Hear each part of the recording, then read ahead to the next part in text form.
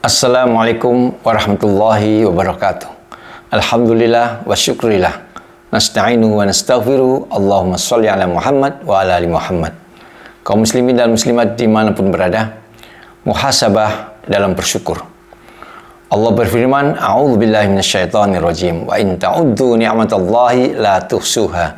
Innallaha laghafurur rahim. An-Nahl ayat 18. Dan jika kalian menghitung nikmat-nikmat Allah, tentu tidak akan sanggup nikmat Allah. Nikmat Allah amat sangat banyak. Nikmat yang melekat pada diri kita. Badan kita semuanya bernilai. Ini yang lebih tahu ahli kesehatan. Rezeki-rezeki yang selalu datang tak terduga, lingkungan-lingkungan semuanya menjadi nikmat yang hendaknya kita syukuri secara proporsional dan profesional, secara maksimal. Namun kita cenderung tidak memperhatikan karena kita merasa kita sudah bersyukur.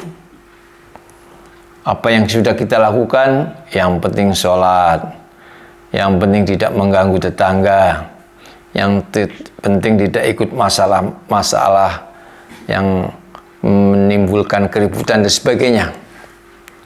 Dengan prinsip-prinsip itu, hakikatnya kita lebih cenderung bersyukur identik dengan penilaian perasaan dan pikiran. Dan hal itu kalau kita biarkan, tidak ada perubahan-perubahan. Bertambah umurnya, bertambah nikmatnya, bertambah rezekinya, namun tidak bertambah syukurnya. Ini adalah kerugian-kerugian. Nafsu yang sering mengganggu dan merintangi dalam bersyukur adalah nafsu lawamah. Nafsu biologis seperti bayi yang ingin dituruti. Salah satu contoh yang sederhana adalah kebiasaan-kebiasaan. Kebiasaan makan enak ini menyusahkan. Padahal makan hakikatnya adalah untuk ganjal perut dan kesehatan. Lifestyle, gaya yang harus mewah ini menyulitkan, memberatkan. Harus selalu terlihat bagus, baik, supaya diakui, supaya dipuji. Ini juga merepotkan. Kemudian hobi-hobi, kesenangan yang biasa diturutkan, semuanya adiktif, menimbulkan ketagihan. Maka biasakan hal-hal yang baik, sehingga kita akan terulang kebaikan terus. Adiktifnya baik. Kalau tidak, justru akan seperti itu. Kemudian juga nafsul lawamah. Nafsul lawamah, nafsul amarah. Nafsul amarah adalah rasa ego, rasa angkuh, rasa sombong. Ini yang cenderung mudah emosi, mudah tersinggung, mudah sakit hati. La taghdab, la taghdab, la taghdab. Jangan marah, jangan marah, jangan. Bagaimana cara mengendalikan marah? Sebenarnya sederhana saja. Istighfar berbanyak. Ya Allah, saya tidak mau marah. Terus istighfar, astagfirullah, astagfirullah, astagfirullah. Sampai kemarahannya, emosinya turun. Tapi memang sudah dibiasakan niat untuk tidak marah. Dan kalau bisa, maafkanlah kesalahan-kesalahan orang-orang yang terdekat sebelum terjadi. Siapakah orang-orang terdekat? Anak, istri, suami, orang tua, mertua, tetangga. Itu orang-orang dekat. Orang-orang yang biasa ketemu. Dalam jiwanya tanamkan rasa maaf yang besar.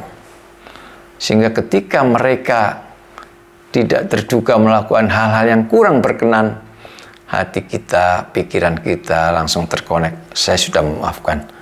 Sehingga emosinya tidak terkendali.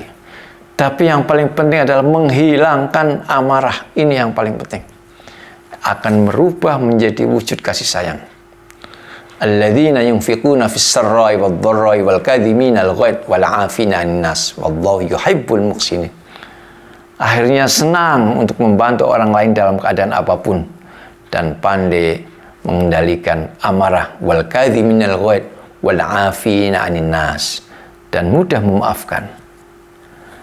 Sifat-sifat ini hendaknya kita lekatkan sehingga kita akan lebih bisa menerima nikmat Allah dengan senang dan menambah rasa syukur kita. Maka konsep meningkatkan syukur adalah kita membiasakan untuk menghitung nikmat-nikmat, mulai dari nikmat kesehatan, maksimalkan kesehatan kita untuk melaksanakan ibadah. Maka perhitungkan, rencanakan dengan baik. Ketika kita punya harta kita rencanakan untuk melakukan untuk amal-amal yang istimewa, yang luar biasa. Allah mengingatkan, Rabbi laula akhortani ila ajalin qarib fa asaddaqa wa akum minas solihin. Ini penyesalan orang yang sudah di dalam kubur. Minta waktu sedikit saja, ya Allah, beri waktu sedikit saja.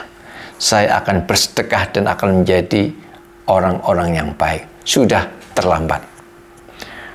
Kemudian kita pandai-pandai melihat peluang untuk fa'amma bi ni'mati rabbika fahadis, membagi nikmat-nikmat yang diterima dari Allah untuk nilai-nilai yang berkualitas, terutama di lingkungan kita. Mana yang perlu bisa dibantu, kita bantu sesuai dengan apa yang kita miliki.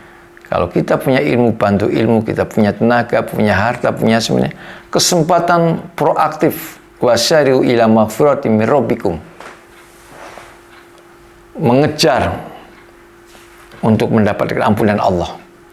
Ini upaya-upaya yang kita tingkatkan di dalam meningkatkan syukur.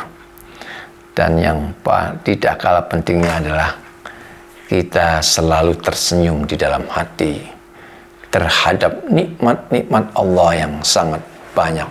Rabbana ma khalaqta hadza batilan subhanaka faqina adzabannar. Jadi rasa husnudzon kita kepada Allah menjadikan semuanya indah, menjadikan satu optimisme kita bahwa ini semua adalah nikmat-nikmat Allah yang selalu disyukuri. Dan yang terakhir, kemaslah semuanya dengan niat ibadah, terutama ibadah sholat, ibadah sedekah, ibadah beramal soleh, dan ibadah-ibadah yang lain kita tingkatkan secara maksimal.